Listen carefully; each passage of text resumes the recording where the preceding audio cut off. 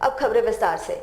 जमशेदपुर के Tatanagar railway station से बुधवार को टाटा स्टील ने प्रोसेस्ड स्टील स्लैग के पहले खेप को रवाना किया। बॉर्डर रोड ऑर्गेनाइजेशन यानी बीआरओ को यह स्लैग का खेप भेजा गया है।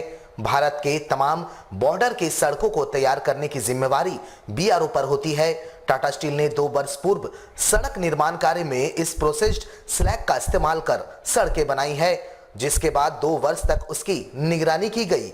एनएचएआई के मानकों पर खड़ा उतरने के बाद बीआरओ के साथ टाटा स्टील ने करार किया, जिसके बाद इसके पहले खेप को भेजा गया।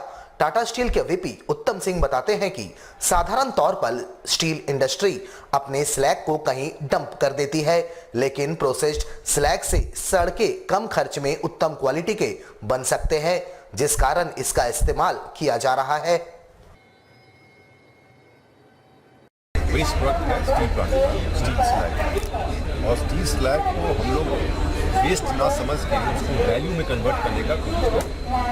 तो उसके लिए वो स्टील स्लैग को टेक्नोलॉजिकली हम लोग डेवलप किए हैं, एक नया प्रोडक्ट बनाया है जो कि रोड में जो एग्रीगेट यूज होता है ना, रोड में एग्रीगेट, उसकी जगह ये प्रोडक्ट। तो जो पहले ये जो स्टील वेस्ट था वो अब एग्रीगेट को रिप्लेस करके ये उसका काम करेगा। इससे क्या होगा कि 2 फायदा, एक तो जो स्टील कंपाउंड जो स्लैग वेस्ट है वो यूटिलाइज होगा, और जो एग्रीगेट जो यूज होता है वो यूज नहीं होगा। तो आपको रोड मेकिंग कॉस्ट भी कम होगा, और जो स्टील मेकिंग का जो वेस्ट है जो कि जमीन में इन लोग डंप करते थे वो डंप करना पड़ेगा। तो ये एक तो बहुत ही विन विन सॉल्यूशन है जो कि डेवलप हुआ है। इसमें जैसे कि आपने सुना कि टाटा स्टील की टेक्नोलॉजी डिपार्टमेंट, IBMD, R&D और जो CRI जो रोड कंपनी है, जो रोड के गवर्नमेंट का ऑर्गेनाइजेशन है, एंड मिस्टर पांडा जी, सो इन लोगों के सहयोग से, और फिर हमने ट्रायल किया है। NHI जो बना है 30 किलोमीटर ट्रायल हुआ था, जैसे रोड का बिहेवियर कैसा है, तो ट्रायल होने के बाद उन्होंने अप्रूवल दिया, गवर्नमेंट अप्रूवल मिला है। तो अभी हम लोग बहुत खुशी है कि ये जो बॉर्डर ऑर्गेनाइजेशन है ये हम लोग अरुणाचल प्रदेश में रोड बनाएंगे, और ये मटेरियल यहाँ से फर्स्ट टाइम जा रहा है। जमशेदपुर के मानगो नीलकंठ अपार्टमेंट से एक सनसनीखेज सीसीटीवी वीडियो सामने आया है, जहां लिफ्ट से एक व्यक्ति को बाहर निकालने के क्रम में गड्ढे में गिरते साफ देखा जा सकता है। सूचना के मुताबिक उक्त व्यक्ति की मौत हो चुकी है और उनका पूरा परिवार शोकाकुल है। बताया जाता है कि व्यक्ति का नाम शिशिर उर्फ बबलू श्रीवास्तव है और वह मानगो के सर्वोदय पथ का निवासी था।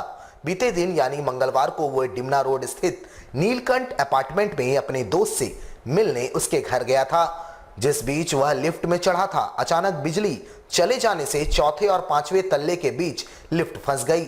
जैसे ही इसकी सूचना उसके दोस्त को लगी, उन्होंने बंद लिफ्ट का दरवाजा बाहर से खोला और अपने दोस्त को 4थे तल्ले में उतारने की कोशिश करने लगे, लेकिन किस्मत को कुछ और ही मंजूर था और बबलू श्रीवास्तव का पांव बरामदे में पड़ने के स्थान पर लिफ्ट के नीचे गड्ढे में घुस गया और वो सीधे उस गड्ढे में जा गिरे। हालांकि उन्हें घायल अवस्था में निकालकर पहले टाटा मुख्य अस्पताल, उसके बाद कई अस्पतालों में ले जाया गया, जिसके बाद उन्हें रांची रिम्स लेकर जाया जा रहा था, लेकिन रास्ते में ही उन्होंने दम तोड़ दिया। घटना के बाद पूरे अपार्टमेंट में सनसनी फैली हुई है। ये कौन सा फ्लैट है, ये अपार्टमेंट है? 5 तल्ला में एक फ्लैट है, फ्लैट नंबर 40। उनके यहाँ कोई आदमी मिलने आए थे। लिफ्ट चढ़ने के दरमियान लाइट चले गया। मैनुअली लिफ्ट का गेट खोल करके उतरने का प्रयास कर रहे थे, पैर उनका स्लिप कर गया, जैसा हमको सुनने में मिला है। मैंने तो देखा नहीं थी, और वो लिफ्ट के अंदर घुस गए और नीचे गिरने की वजह से वो काफ़ी गंभीर रूप से घायल थे। जमशेदपुर में आगामी 7 नवंबर से लेकर 13 नवंबर तक भाजपा के द्वारा तमाम प्रखंडों में आक्रोश प्रदर्शन राज्य सरकार के खिलाफ किया जाएगा। इसके तहत एक बैठक बुधवार को बिष्टुपुर तुलसी भवन में आयोजित की गई। इस बैठक में भाजपा के राष्ट्रीय उपाध्यक्ष सह पूर्व मुख्यमंत्री रघुवर दास, जिले के सांसद विद्युत वरण महतो, पूर्व विधायिका मेनका सरदार, प्रदेश भाजपा के नेता जेबी तुबिद समेत बड़ी संख्या में जिला स्तर के नेतागण मौजूद रहे।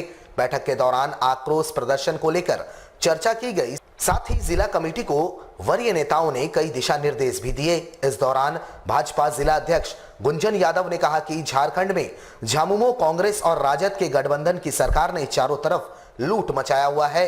राज्य में बलात्कार, भ्रष्टाचार और लूट चरम सीमा पर है और हमारे राज्य की गिनती भ्रष्ट राज्यों में शामिल हो गई है।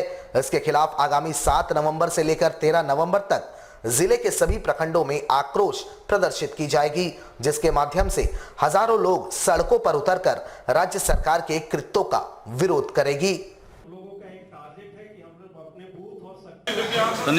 आदरणीय रघुवर दास जी के उपस्थिति में, आदरणीय सांसद जी की उपस्थिति में, आदरणीय मेनका जी, आदरणीय जेबी तुबित जी, आदरणीय रीता मिश्रा जी की उपस्थिति में सभी लोग यहाँ उपस्थित थे। और जो झारखंड मुक्ति मोर्चा कांग्रेस राजद की गठबंधन की सरकार हेमंत सोरेन के नेतृत्व में चल रही है, जिसमें भ्रष्टाचार चरम सीमा पर आए दिन कोई न कोई घटना दुर्घटना कर रही है। अत्याचार, व्यभिचार, अनाचार, बलात्कार की घटनाएं डेली बढ़ रही है। जमशेदपुर को एक भ्रष्ट राज्य के रूप में गिना जाने लगा है। जमशेदपुर झारखंड की गिनती एक भ्रष्ट राज्यों में होने लगा। इसके लिए हम लोगों ने एक आक्रोश प्रदर्शन प्रखंडों में होगा। अपने जमशेदपुर महानगर के अंतर्गत पड़ने वाले कोटका, पटंदा, बुड़ाम और जमशेदपुर प्रखंड में 7 तारीख से 13 तारीख के बीच में हजारों हजार की संख्या में कार्यकर्ता जुटेंगे और अपनी आक्रोश को जोरदार तरीके से, धारदार तरीके से हम लोग बुलंद करने का काम है। जमशेदपुर में मां जगतधात्री की आराधना में तमाम श्रद्धालु लीन दिखे, जहां एक ही दिवस में सप्तमी, अष्टमी और नवमी की पूजा को संपन्न किया गया।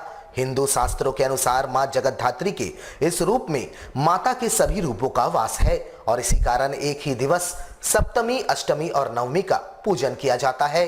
वैसे ही जमशेदपुर के प्रसिद्ध कदमा स्थित चंडी बाबा मंदिर में मां जगतधात्री की पूजा की गई। हर वर्ष यहां भव्य तरीके से माता की पूजा अर्चना की जाती है। 5 पुरोहितों के द्वारा इस पूजा को संपन्न करवाया जाता है। वैसे राज्य के मंत्री बन्ना गुप्ता ने भी सप्तमी के पूजन में शामिल होकर यहां माता का आशीर्वाद प्राप्त किया।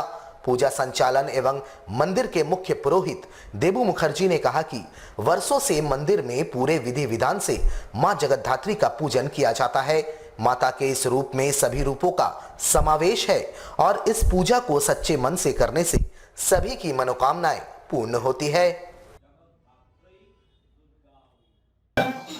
जो जगतधात्री पूजा अक्षया नवमी तिथि में होता है और आज का पूजा सप्तमी, अष्टमी, नवमी एक ही दिन में ही तीनों पूजा कंप्लीट होता है। और यह पूजा जो है बंगाल के कृष्णानगर के राजा कृष्णचंद्र ने शुरू किया था। यह पूजा का सबसे बड़ा खासियत यह है कि ये पूजा साल का अंतिम चरण में होता है और ये जगतधात्री माँ में हर माँ का रूप सम्मिलित होता है। और यह पूजा इसलिए किया जाता है कि समाज का उन्नति, हर वर्ग का कल्याण के लिए हर आदमी जुड़ सकता है पूजा में। और ये पूजा सबसे महत्वपूर्ण पूजा माना जाता है हिंदू धर्म में से। झारखंड गवर्नमेंट के हेल्थ मिनिस्टर माननीय बन्ना गुप्ता जी का द्वारा शुभारंभ हुआ। उसके बाद ईचागर की विधायक सविता महतो आए हैं और आज का पूजा जो है अष्टमी चरण पूजा चल रहा है और नवमी शाम को होगा और कल सप्तशती यज्ञ होके ये पूजा का समापन होगा। जमशेदपुर के सेंटर फॉर एक्सीलेंस प्रांगण में बुधवार को स्वर्गीय जे ईरानी की याद में श्रद्धांजलि सभा का आयोजन टाटा स्टील के द्वारा किया गया, जिसमें टाटा स्टील के एमडी टीवी नरेंद्रन के अलावे तमाम वरीय पदाधिकारी शामिल हुए। बता दें कि स्वर्गीय जे ईरानी को स्टील मैन ऑफ इंडिया के नाम से भी जाना जाता है। 86 वर्ष की आयु में उनका निधन हुआ। देश ही नहीं विदेशों में भी स्टील इंडस्ट्री को आगे बढ़ाने में उन्होंने अहम योगदान दिया था। उन्हें पद्मश्री से भी नवाजा गया था। टाटा घराने को उन्होंने लंबे समय तक अपनी सेवा दी। उनके श्रद्धांजलि सभा में मौजूद टाटा स्टील के अधिकारी और कॉरपोरेट जगत के लोगों के अलावे कई समाजसेवी भी शामिल होकर नम आंखों से उन्हें श्रद्धांजलि अर्पित की। मौके पर मौजूद टाटा स्टील के एमडी टीवी नरेंद्रन ने कहा कि स्वर्गीय ईरानी के टाटा स्टील के प्रति अभूतपूर्व योगदान को भुलाया नहीं जा सकता। आज टाटा स्टील जिस मुकाम पर है उसके पीछे उनका अहम योगदान रहा है। उनके दूरदर्शी सोच ने स्टील उद्योग को न केवल भारत में बल्कि विश्व में आगे बढ़ाने का काम किया है। उनके चले जाने से पूरा टाटा घराना मर्माहत है। उनकी कमी को पूरा करना शायद ही संभव हो पाए। स्टील के लिए क्योंकि उनका इतना साल का सर्विस था टाटा स्टील के लिए, लीडरशिप था, बहुत डिफिकल्ट टाइम में उनका लीडरशिप था। 90s में बहुत सारे लोग सोचे कि टाटा स्टील बंद हो जाएगा और जैसे टाटा स्टील पर उसको टर्न अराउंड किया। ये जो फाउंडेशन है जिस पे हम सब लोग अभी टाटा स्टील का ग्रोथ हो रहा है वो सब वही डिकेड में बिल्ड हुआ है। वो बहुत ग्रेट लीडर था, वो टफ डिसीजंस लेते थे और उस टाइम का यूनियन का लीडरशिप उनके साथ मिलकर बहुत कुछ काम किया है टाटा स्टील के फ्यूचर के लिए और हम सब लोग के लिए एक लेसन है। ये एक कंपनी है जो 100 साल पुराना है, 100 साल से ज़्यादा पुराना है और ऐसे कंपनी को चलाने के लिए हम लोग को ऑलवेज फ्यूचर के बारे में सोचना है। कंपनी के फ्यूचर के लिए जो सही है वो डिसीजन लेना है। आनंद मार्ग यूनिवर्सल रिलीफ टीम ग्लोबल के द्वारा चलाए जा रहे पौधा दान अभियान के तहत बुधवार को सोनारी में 100 से अधिक पौधों का दान किया गया। अब तक आनंद मार्ग के द्वारा विगत 15 वर्षों में 1.5 लाख के करीब पौधों का दान किया जा चुका है। सोनारी कबीर मंदिर के पास एक दिवसीय निशुल्क पौधा वितरण कार्यक्रम में लगभग 100 से ज्यादा आंवले के पौधों का वितरण किया गया। वितरण करते हुए सुनील आनंद ने कहा कि अंधविश्वास से ऊपर उठकर पौधों को उपयुक्त जगह पर ही लगाएं। कहीं भी जमीन में लगने वाले पौधों को अंधविश्वास में आकर गमले में लगाकर पूजा के नाम पर उसे बर्बाद न करें, जमीन में लगाकर उसकी सेवा करें।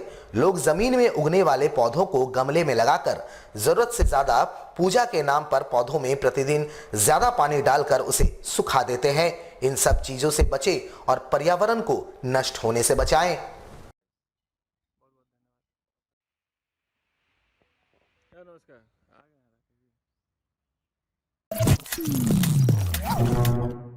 ऑल सोल्स डे के मौके पर ईसाई समुदाय के लोग बुधवार सुबह से ही कब्रिस्तानों में पहुंचकर अपने पूर्वजों की याद में उन्हें श्रद्धांजलि अर्पित कर रहे थे। हर साल को 2 नवंबर को ऑल सोल्स डे का आयोजन किया जाता है। जमशेदपुर के बेल्डी सहित अन्य कब्रिस्तानों में सुबह से ही ईसाई समुदाय के लोग अपने पूर्वजों के कब्र पर पहुंचे और कैंडल जलाकर उनकी समाधि के समक्ष प्रार्थना कर उन्हें याद करते देखे गए। समाज के लोगों ने बताया कि ईस्टर के अलावे हर साल 2 नवंबर को विशेष रूप से होल सोल्स डे मनाया जाता है। इस दिन हम अपने पूर्वजों को याद करते हैं और उनकी आत्मा की शांति के लिए प्रार्थना करते हैं।